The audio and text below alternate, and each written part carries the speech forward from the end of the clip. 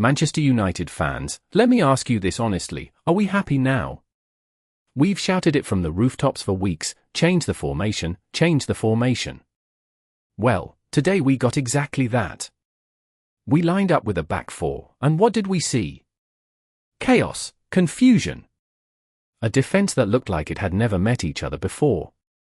For the first time in a very long time, we conceded for goals at Old Trafford. The back four looked lost, disorganized, and completely out of sync. And yes, they are used to playing a back three, where one man is tasked to be in the middle. But now a back four, the two central backs don't know who is to stop the man and who is to stay. No communication and understanding, and we really missed Matthijs de Ligt. But here's where I'm going to separate real Manchester United fans from emotional reactions. If you truly understand football, and if you truly watch beyond just the scoreline, then you would have seen clear positives in this game. This team is creating chances, and not just a few chances, a ridiculous amount of chances. Way more than we have created in the past. The difference in how we play now compared to before is obvious. The patterns, the movement, the openings we create, it's there. And that's why this defeat hurts even more. Let me be clear, I am deeply disappointed with this result. I wanted us to beat Bournemouth badly. This is a team that has hurt us over and over again, especially at Old Trafford, and today they came here again and scored 4 goals. That pain doesn't go away easily. But what makes me even angrier is not just the scoreline, it's the chances we wasted. I said it after the Wolves game, and I said it clearly, if we miss chances like this against Bournemouth, we will get punished. And that is exactly what happened.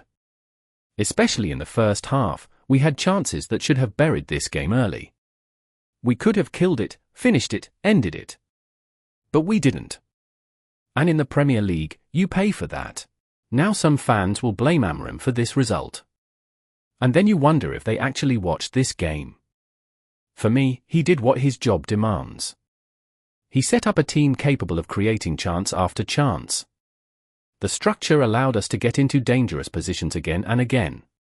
But once the system gives you those opportunities, the responsibility shifts to the players. And today, the players didn't deliver. They didn't take the chances, and the punishment came swiftly. We can't keep missing chances like this. Only Manchester City has scored more goals than us this season. But at the same time we have created more chances and we have missed more chances, so if we have converted more chances, then it means we could have scored more goals than any team in the Premier League. And as if that wasn't enough, the defensive side of things in this back four setup was alarming. Yes, I understand, these players haven't played in this system for a long time, and that matters. Chemistry, positioning, understanding, all of that takes time. But it still raises serious concerns. Especially with Afghan approaching and players set to leave, this defensive instability could become a real problem. Because we have to do something about the communication in that defense. We played with a back four today.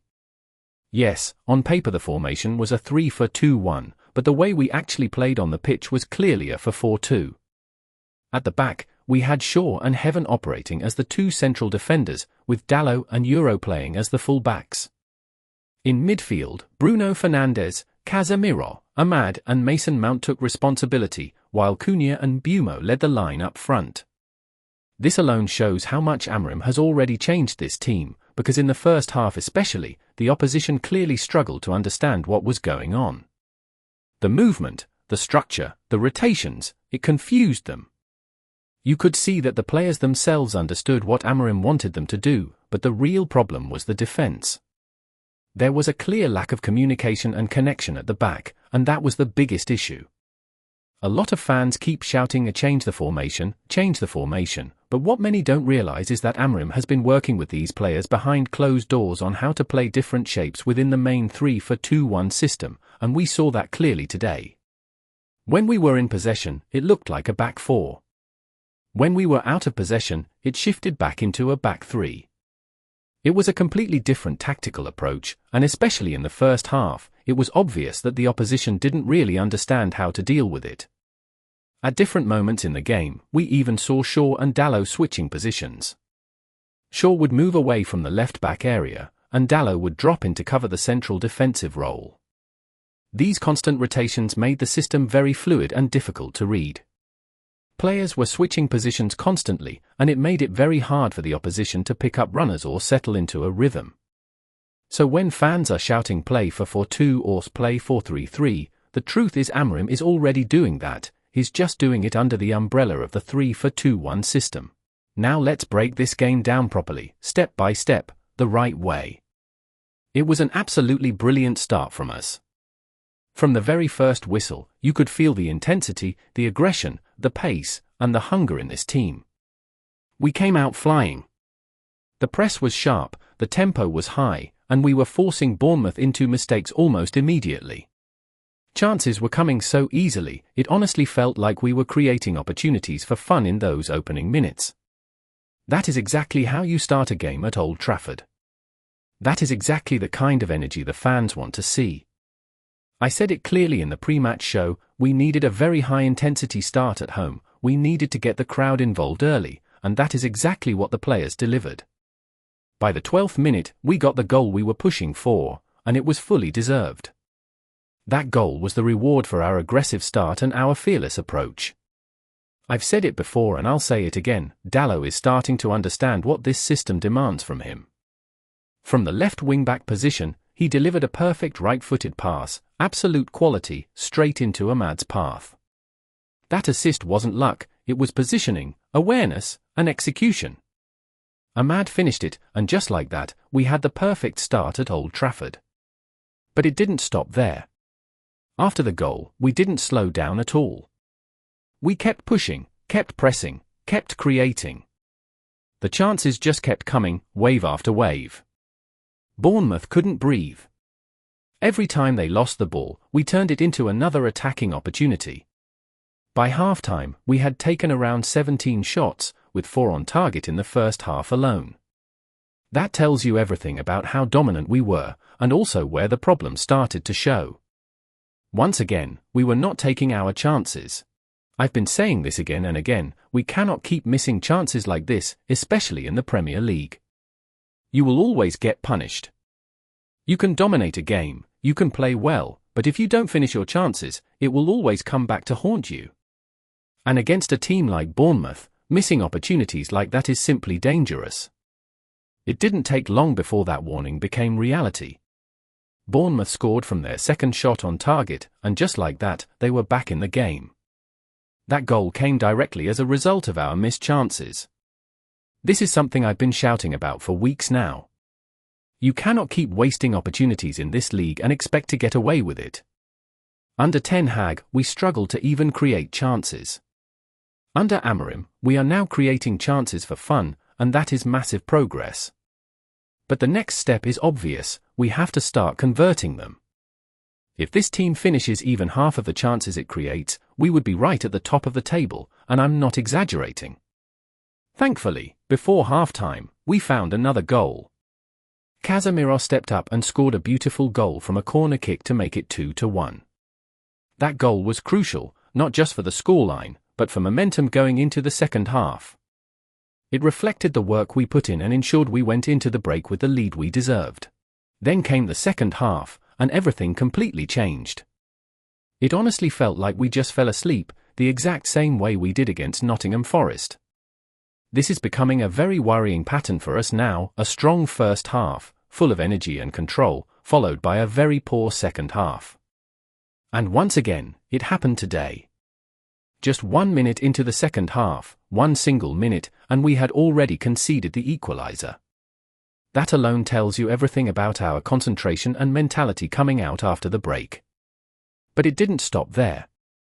As if conceding early wasn't bad enough, by the 52nd minute we had conceded again, the third goal. Just like that, a game we started brilliantly, a game we were winning 1-0, then 2-1, suddenly turned against us. In the blink of an eye, we found ourselves losing 2-3 at Old Trafford. That is unacceptable. You cannot be that comfortable, that careless, especially at home, and especially after such a good first half. The most frustrating part of the second half was the lack of urgency. There was no fire, no intensity, no hunger to immediately respond. We were just sitting back, allowing Bournemouth to grow into the game, and as a fan, it was very painful to watch. It felt like we were waiting for something bad to happen instead of forcing the game back in our favour. Then came the moment that gave us hope again. That free kick from Bruno Fernandes completely changed the mood of the game.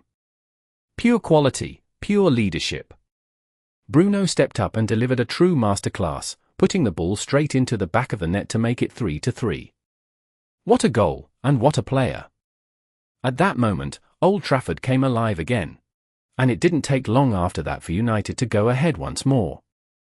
Cunha found the net to score his second goal for the club, making it 4-3 for us. A brilliant finish, a huge moment, and the game had completely turned again. It was a total rollercoaster of emotions.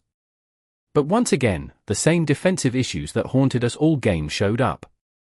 The same mistakes, the same lack of coordination, and once again we paid the price. United conceded again, and just like that, the game ended 4-4. Another lead thrown away, another game where we couldn't hold on, and another frustrating reminder of the problems we still have to fix. Today, Manchester United played with clear intent, direct football from start to finish. This was not a team simply passing the ball around for the sake of possession or waiting for the perfect moment. Every touch, every pass, every movement was purposeful. As soon as we regained the ball, we went forward immediately, either with a long ball to our target man or by pushing the play upfield to create immediate goal-scoring opportunities. This is exactly how Amorim wants his team to operate: direct, aggressive, and relentless in attack. The philosophy is simple: possession is not the end goal, it is a tool to break down defenses and produce goals. From the first minute, we were creating chances, threatening Bournemouth, and forcing them to constantly react.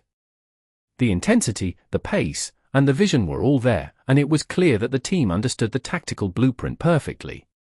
However, as much as our attack was electric and thrilling to watch, the defensive side of the game exposed some glaring issues.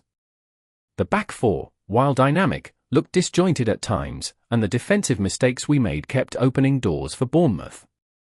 If we are to continue playing with this four-man backline going forward, these errors cannot persist. Amorim's system relies on fluidity, but fluidity must be matched with discipline at the back. The chaos we saw today in certain defensive moments is something the team must address immediately, otherwise, the brilliance in attack will always be countered by lapses in defense. It's a thrilling, attacking approach, but to truly dominate in the Premier League, United must pair this fearless forward play with a solid, structured, and cohesive defense. Only then will we see the full potential of this direct football philosophy flourish.